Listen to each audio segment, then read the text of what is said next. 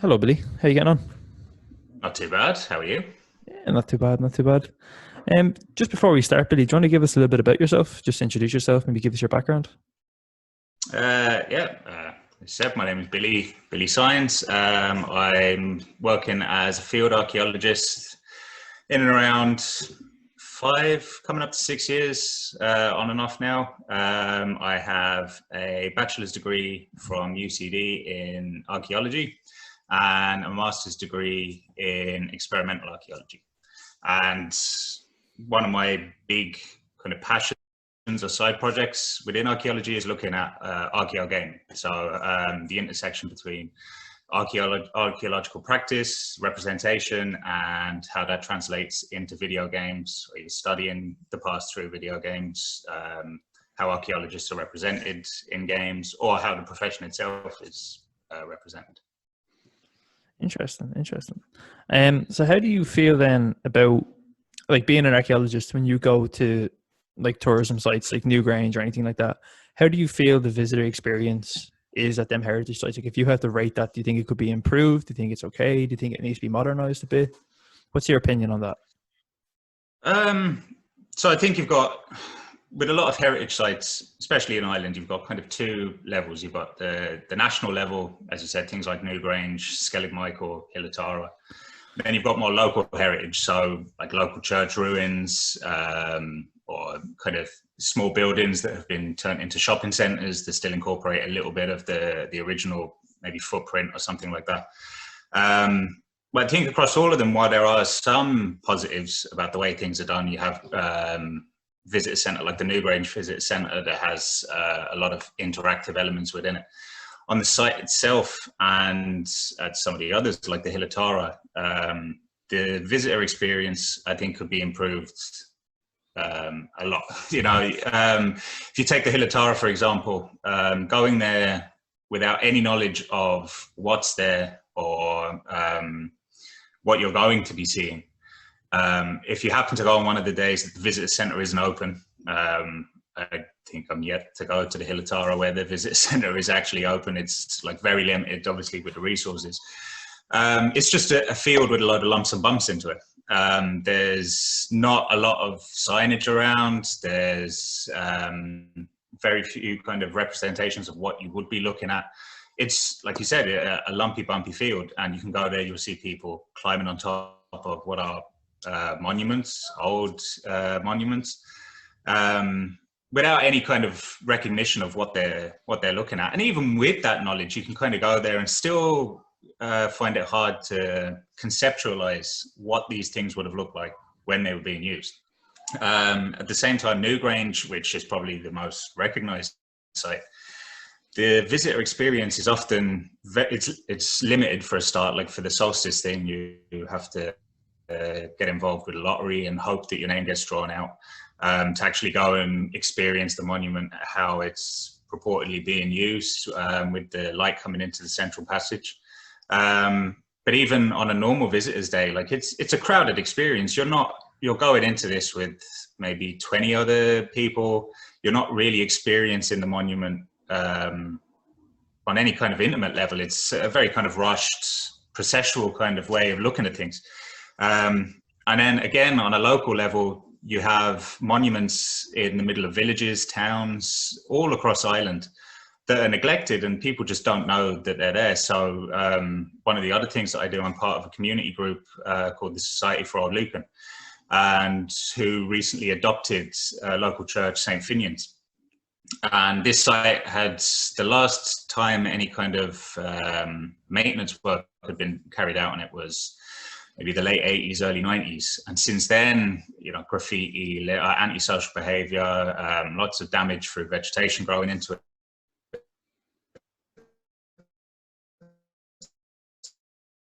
stuff like that. To adopt it through the National Monument Service, the Heritage Council, the Adopt a Monument scheme. Since then, we've managed to raise the awareness, get some conservation work done to it.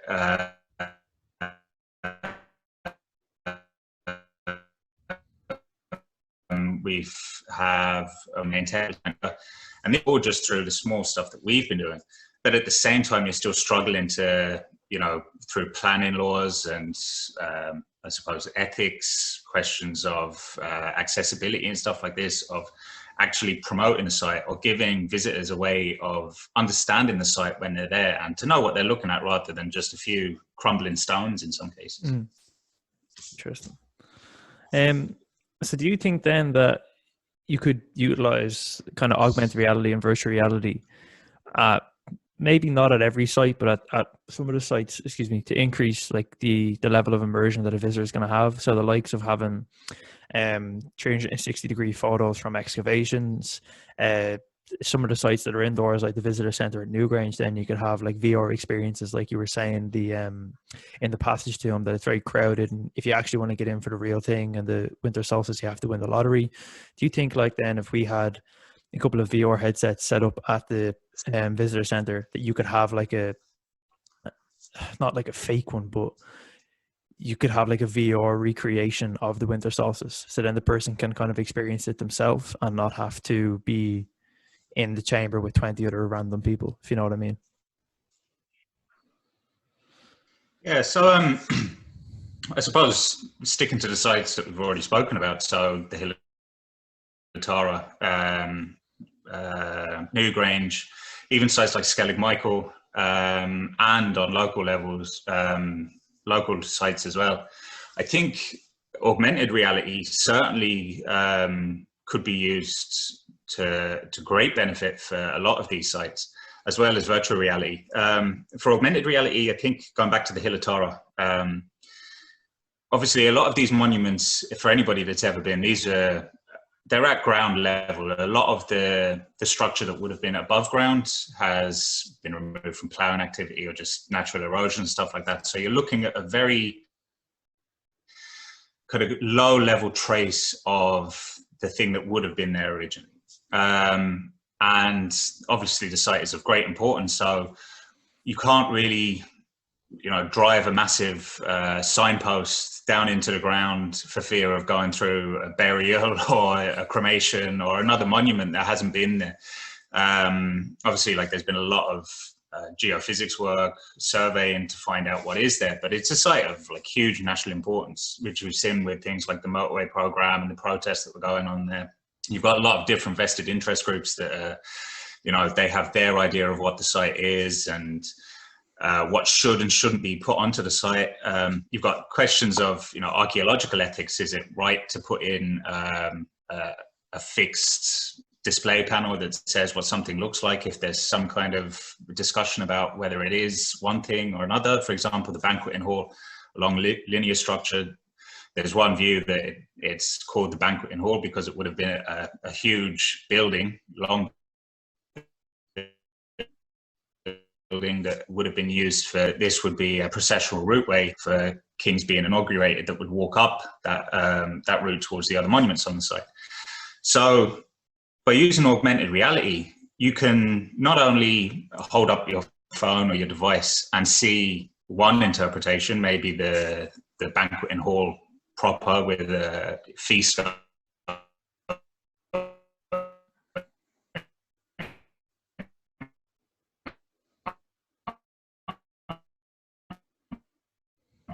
You can swipe a procession, the other monuments that they would have seen around that maybe aren't there anymore. We only know that they're there as archaeologists through geophysical survey, which might not be in the public domain. So things that have been completely removed, and there's only a faint trace underground of further burial mounds or enclosures that we don't see there on the site. And then on a local level, for a lot of these sites that I was saying about where it's just, maybe one wall remaining from an old church or castle, you sometimes see these perspex display things with an outline of what the full building would have looked like. And if you stand at that point and look through this perspex,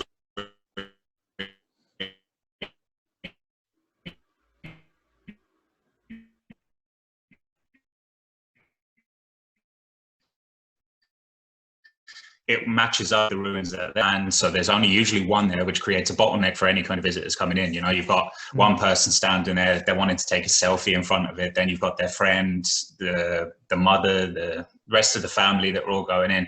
And people just get tired of waiting. Whereas if you can, as I said, people are taking selfies at these sites. People are taking pictures of these sites. Like everybody now, I think it's safe to say the majority of the population of people that have mobile phones have a smart device. I think if you look at availability of devices, it's very hard to get a basic handset now that isn't connected to the internet, doesn't have a rear-facing camera, and it isn't a smart device, basically.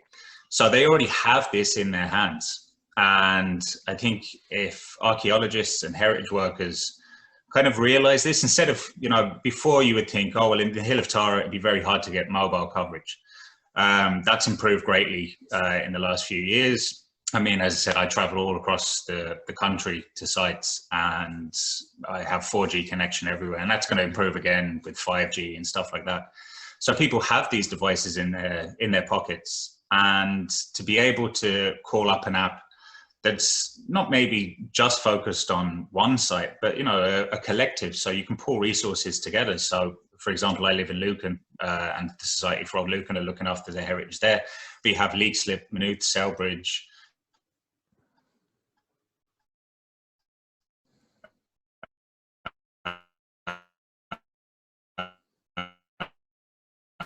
Palmerstown, whether it's on your own as a group, wherever you're standing, wherever you may be on that site, you can call up the augmented reality app and be able to see these things rather than having a display panel that's open to abuse, graffiti and stuff like that as well. You know, so that's, I think AR has a big part to play in that. There have been some examples in the book. He mentions a project run by Historic Scotland, where they used the augmented reality app Pokemon Go and had special Pokemon days where you know, you could come onto the heritage site and catch your Pokemon. So that's where you're bringing your interest in. Is they're not necessarily there for the heritage; they're there because they play Pokemon Go. It's a huge phenomenon. But while they're there, they're having to interact with these monuments, the heritage sites, through the act of playing Pokemon Go. Therefore, you know, if you can then link in with that, and, you know, so they come for the Pokemon, but stay for the heritage, you know, they're there, there's the facilities on site mean that they stay there for that little bit longer and actually learn something about the site that they're at, rather than just aimlessly walking around trying to catch a Pidgey or whatever it is that they're trying to do. Now, there hasn't been enough research into this to see if there's a direct relation to these Pokemon Go events and an increase in the awareness of the heritage.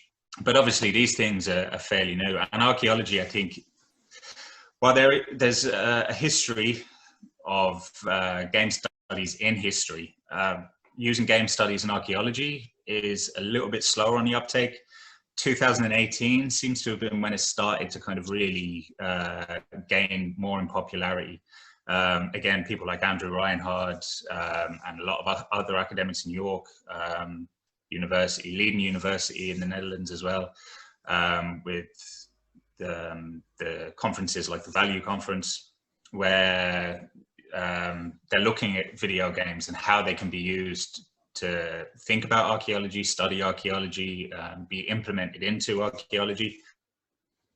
So I think we are going to see more of that use in the future. But again, it comes down to the level of engagement that archaeologists are putting into this, and the level of engagement that game developers or people that build this type of technology are engaging with archaeologists as well. So there needs to be that communication between the two. For VR, to go on to the other point, I think if you look at things like you said about Newgrange, you know, it's not only is it a thing of if you actually go to the visitor center and you can use this VR headset. If you think of things like accessibility, so, you know, to get into Newgrange, you go to the visitor center, you go onto a bus, you go to Newgrange, you then go to Knowth and Doubt and other sites and stuff like that.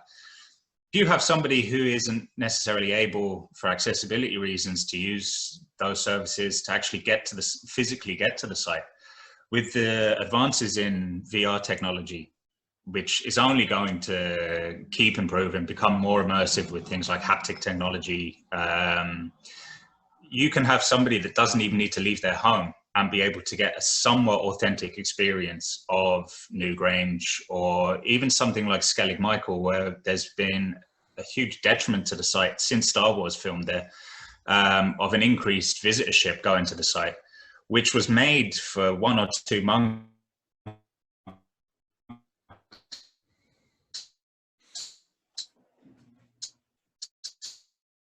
to go and hide out. Think about the religion, but a huge amount of visitors going there every year, and now that's damaging the site. So if you can give people that same experience, or at least something similar or close to it through virtual reality, I think that has a huge benefit to things like the sites. And finally, I'd say, just because we brought up, or bringing up COVID, if you go to a lot of visitor sites, you'll get handed these headsets to put on, especially if you're a foreign tourist going to a site. So like if we was going to a Greek site, or a Greek person coming to our site, Kilmainham Jail or something like that, for example, you'll get given a headset to walk around with translations and the different numbers and everything. But obviously we're in a world at the minute where that kind of thing is a huge transmission risk. But everybody has a smartphone in their pocket, and everybody has a set of headphones. So, you know, bringing in things like QR codes, augmented reality, while you are, I suppose, taking a little bit away from the human experience, you're not engaging fully, just, you know, with your own eyes and hands and ears and stuff like that. You are using a mobile device to some way kind of come between that. I think if it's done properly, you know, you can also reduce costs for these type of visitor places, regardless of things like COVID. You know, the maintenance of these headsets, or the contracts that's needed.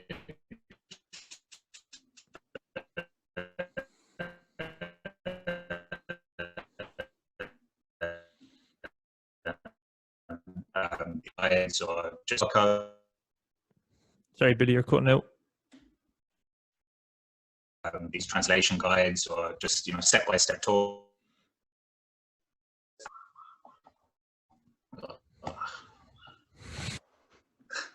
Is that any better? Yeah, that's better. The last thing I heard you say was the contracts for the translations. Yeah, so like the heritage sites will have these contracts, probably maintenance contracts or something, or buy them outright, the technology for these tour guide handsets. Whereas if there's, as I said, the QR code on the back of the ticket, they have their mobile phone and their headphones. So there's no maintenance, there's no anything like that, because they're using their own devices, which they're going to use anyway. I mean, people are using their mobile phones to take pictures as cameras. You'll still see a few people going around with their digital DSLRs, but a lot of people are taking out their iPhones or Samsung Galaxies. The kind of cost and the advances in the technology mean that a lot of these mobile phones now are replacements for the old kind of point and click cameras that people would buy. So unless you're truly into photography, you're not going to be buying one of these things. So you have this in your pocket anyway.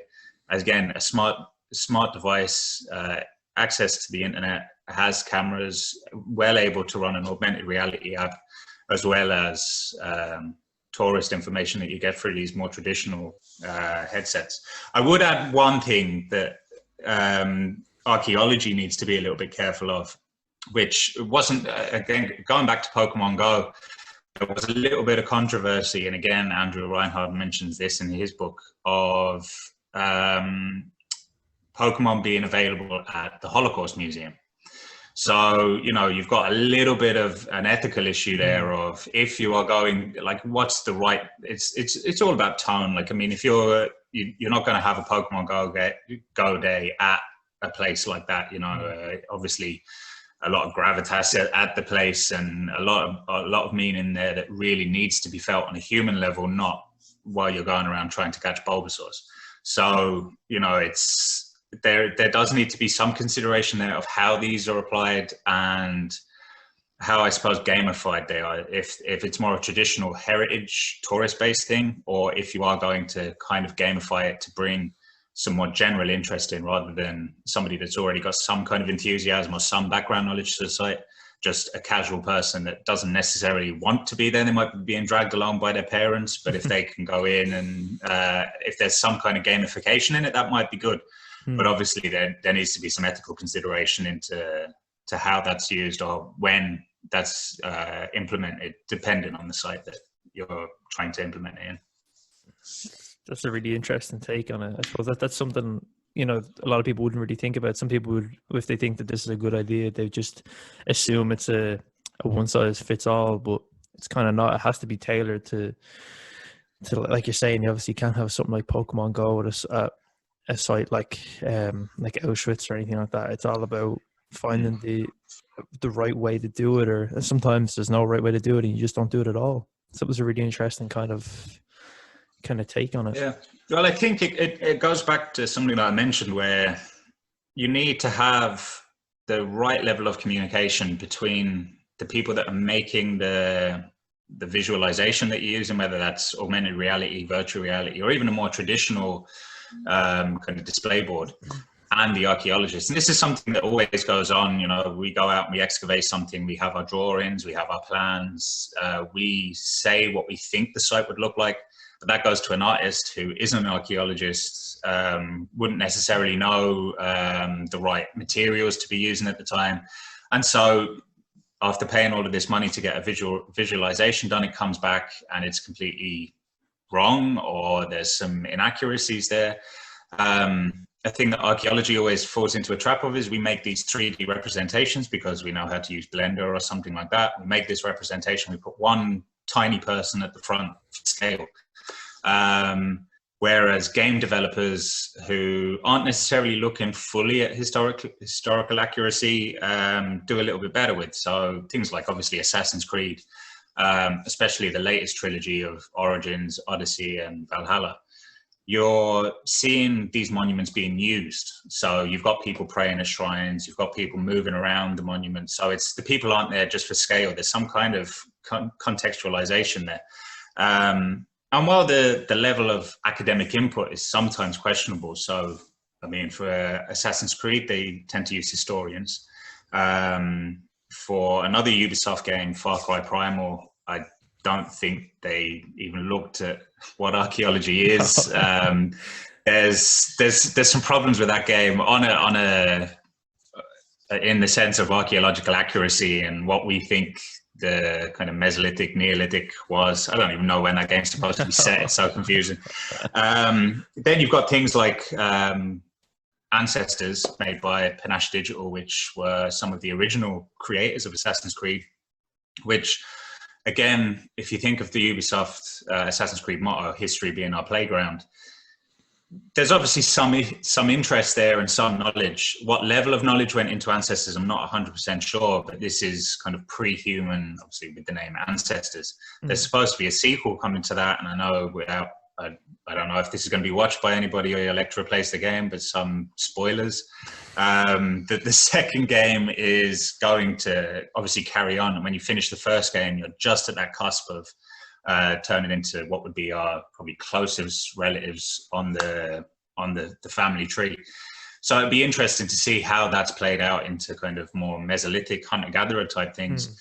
And then you've got indie games like Dawn of Man and Ancient Cities. And as part of some research that I did in college in archaeogaming, I actually reached out to Madrigal Works, who make Dawn of Man.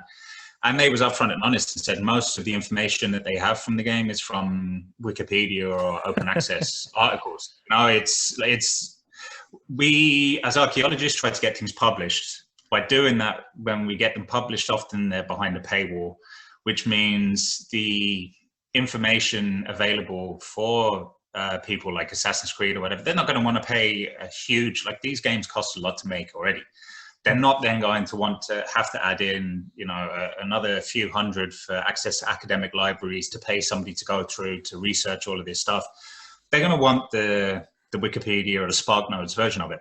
But unfortunately, that tends to be 2 or 3 years out of date because of the nature of the way that we're publishing things. So I think you do need to have that communication between the two, because I'm an archaeologist who really likes games and wish he could make games. Unfortunately, I can't. But there are things like, I know Google have their own version, and the name escapes me at the minute. I think it could be Create or something like that. But PlayStation by Media Molecule,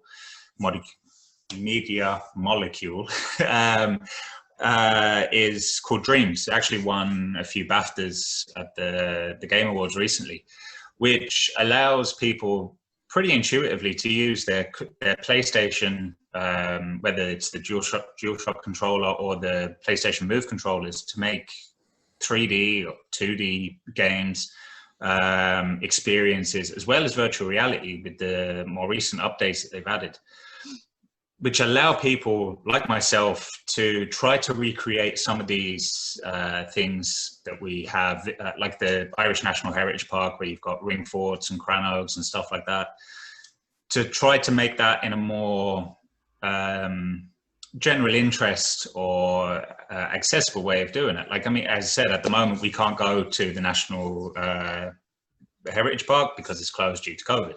But you're also not going to get to go there if you live in America or Australia or something like that, unless you go on holiday into Ireland. Whereas if you have access to something like this, you can experience in a quite immersive way of how these sites would have worked.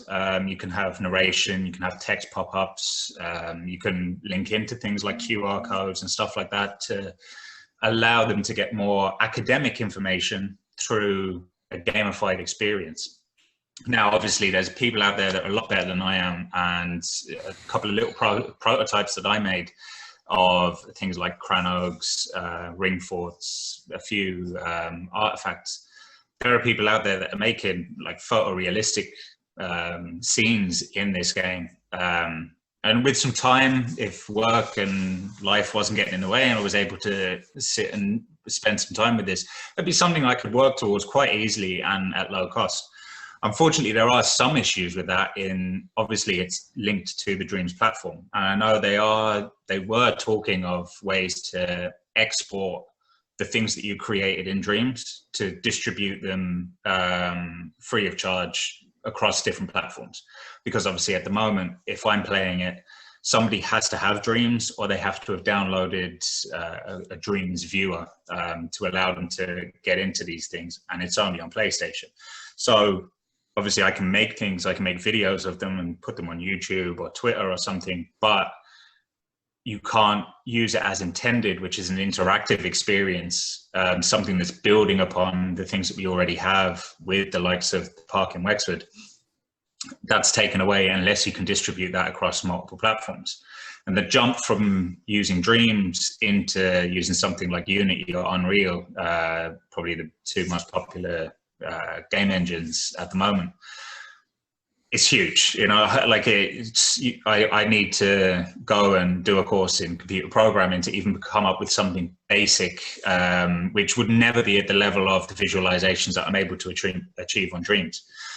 If I was able to find an enthusiastic game developer who wanted to make something like that, then great. But again, it's all about that collaboration. And I think archaeology being a little more open to these type of technologies. I think I saw something recently, it was kind of a joke saying soon it's going to be popular, it's going to be normal that old people play video games. Like, I mean, if I was to sit down and imagine my granddad with a VR headset on, that's something that wouldn't have happened. Whereas in a few years' time, my kids, when they have their kids, are going to come around and see granddad playing PlayStation 6 or something like that, you know? So we are, as a population, more accustomed to screens with iPads and mobile phones and stuff like that. People that even say they aren't gamers have Candy Crush on their phone and stuff like that. So, you know, there's different level of gaming and different levels of access and accessibility on how they engage with that. But I think the more that archaeology pushes at that door and tries to be included in the conversation, nothing against the historians that are working with Ubisoft, but I'd like the job at Ubisoft. So if they wanted to contact me to get in, to give them some info on it, I'd be perfectly open to it. But we need to be having that conversation. Like we do a lot of work with community outreach and trying to get the right narratives or more accurate narratives out there, rather than, you know, I think one of our lecturers, Tygo O'Keefe, would put it as the myths and leprechauns and stuff that Ireland is like desperate to hold on to. But whereas if we actually look at the early medieval, it's rich, it's culturally rich, politically rich. There's a lot of story to be told there. And if we can move away from that and stop these stories of fairy forts and things going out into the Irish Times recently, I think we do a lot of good work there, but we could do more. And I think we could reach a wider audience by embracing some of these new technologies like augmented reality, virtual reality, or gamification and gaming studies. That's just off the Ubisoft as well. Yeah. I mean, I did try to talk to Ubisoft one time, and they sent an email in French saying we only deal with French-speaking academics. So I don't speak French, so that's another thing that I'd have to learn before I can get involved with Ubisoft. But yeah, maybe there's an indie developer out there that wants to take on Ubisoft and make my vision of a game set in early medieval Ireland kind of along the lines of things. There is actually the early medieval Irish update to Assassin's Creed coming out soon, which I'll be playing with a very hesitant attitude. It's called Wrath of the Druid. So straight away, I know there's going to be problems. My kids are doing their leaving cert, and they keep asking, Dad, what is a druid? And I just have to take a deep breath and then give them an hours-long lecture about why everything they're learning is wrong, and it'll all be changed soon. But yeah, like I said, those narratives stay out there. As I said, people that do leaving cert history and hear about druids and all of this kind of stuff, that's might be as much as they ever engage in history because they took it at leaving cert. If they don't go on to do archaeology or history in college, they never get told that basically everything they've learned is wrong and to start again from scratch, basically. Which, I mean, I think the true story is a lot more interesting, a lot more nuanced, intriguing. You know, it's an area that is definitely has a lot of study going into it recently, but I think that there's going to be more in the next few years with more sites being excavated. But yeah, unless the public outreach is there and things like that, if there's no counter to Ubisoft's Wrath of the Druids in Assassin's Creed, then gamers are going to see this, and that's going to be their impression of what early medieval Ireland was like, especially with the idea in the back of their head that Ubisoft is making, at least in some way, historically accurate games. And if they do, and as I said, maybe it's going to be completely wrong and the name is a big swerve ball and there's no such thing as druids and it's going to be some weird kind of Templar ruse to get the things over that they're pushing this druid narrative. But maybe, you know, it is going to be exactly what we think it is, and a mess of pagan nonsense and Celtic mythology. So if there's no counter out there, if we're not doing anything to counter that, I mean, I haven't looked at the figures. I did say this to a lecturer at one stage that I think, off the top of my head, a lot more people play Assassin's Creed than would have read his last paper on Mesolithic lifeways. I'm not saying that one is better than the other, but you know that if you believe that your paper or your publication is going to change the narrative and the way that society thinks about people in the past, and if there's anything that we can learn from people in the past, we need to be able to reach the numbers that things like video games, movies, podcasts, and stuff like that.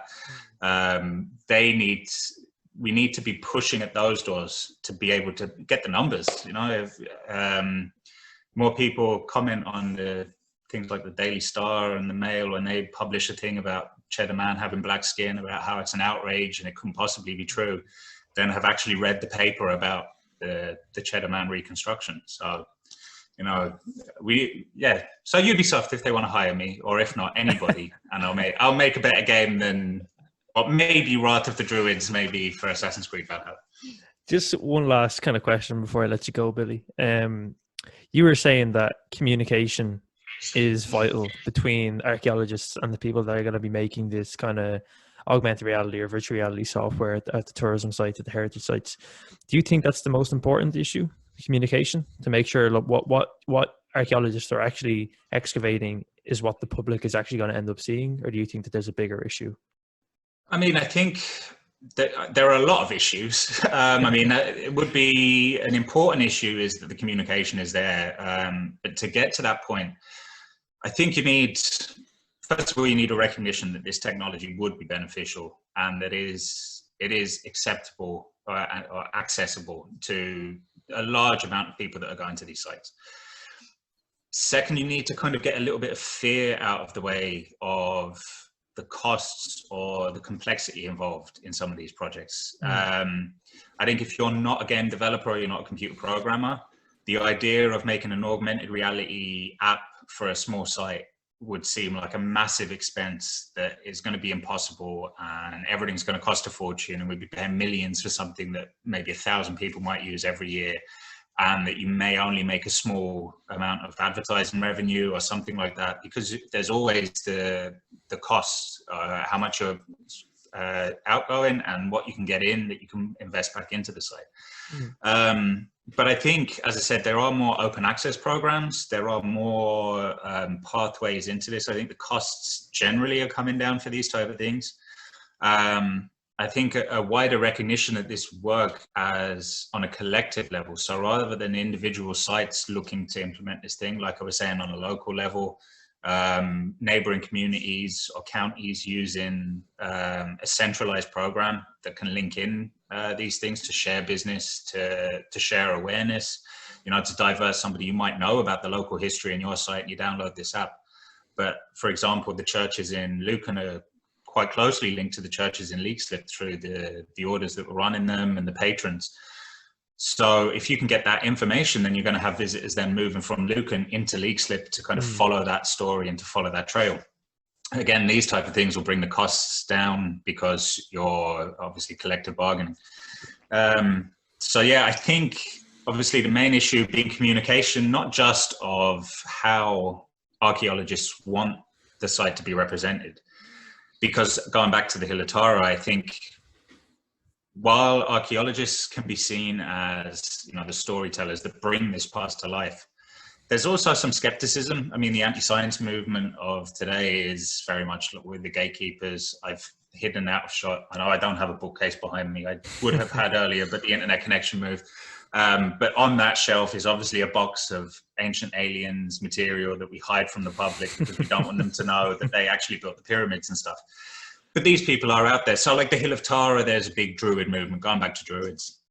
They want to plant oak trees and all of this kind of stuff, hugely damaging to the site.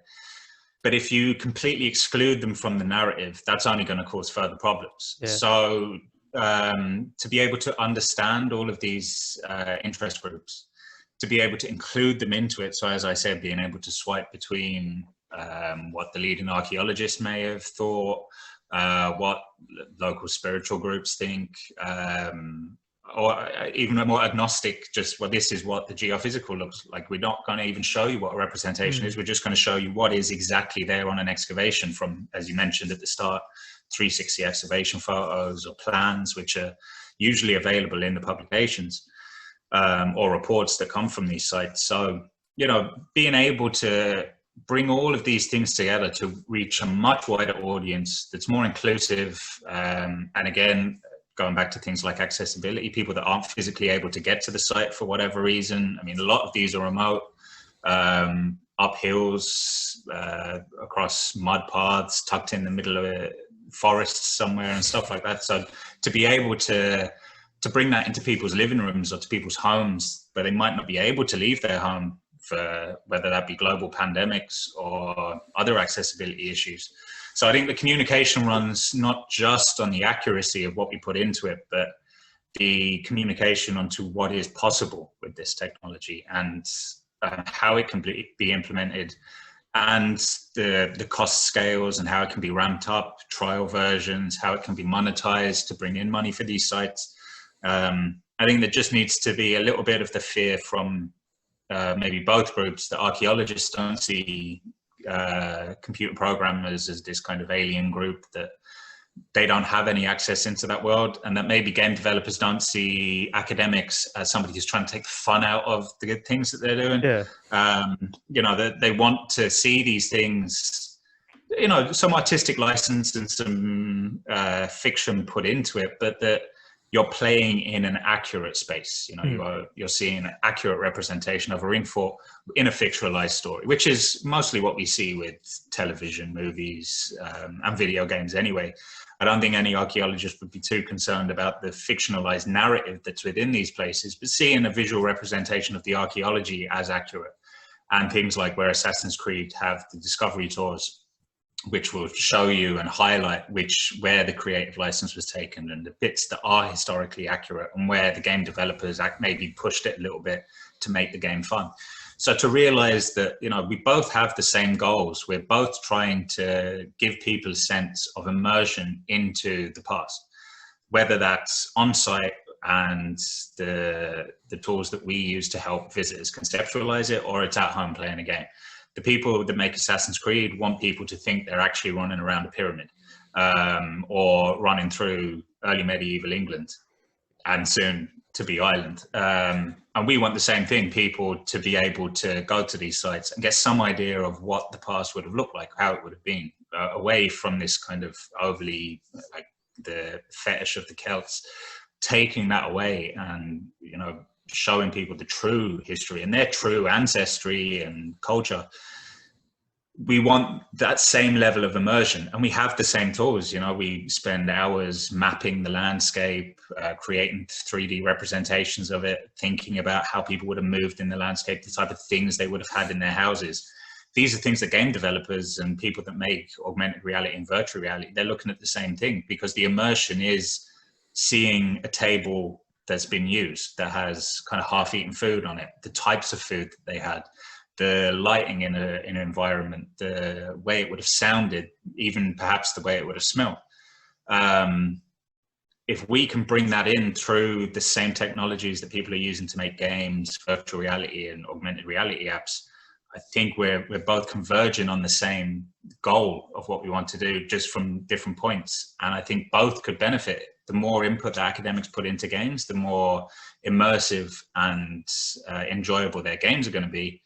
But also that we can use that in reverse to use that as a kind of heritage user experience. Even things like Assassin's Creed's mapping of Notre Dame, when that burnt down, there was talk of being able to use those models for reconstruction. So, you know, it's a benefit to both industries to try to get involved a little bit more with each other. Even though they may have separate goals, game developers are going to be looking at the financial side of it. Obviously, archaeologists are interested in that as well, but they're pushing the narrative side. But the narrative side will drive the profit side, as we've seen with the rise of single-player popularity games and stuff like that, when we thought they were dead and everybody was just going to play battle royale games. Single-player, story-driven narrative games, walking simulators, games that aren't necessarily what we would think are games, running around shooting things, but just actually experiencing a story as the main character, as the lead character.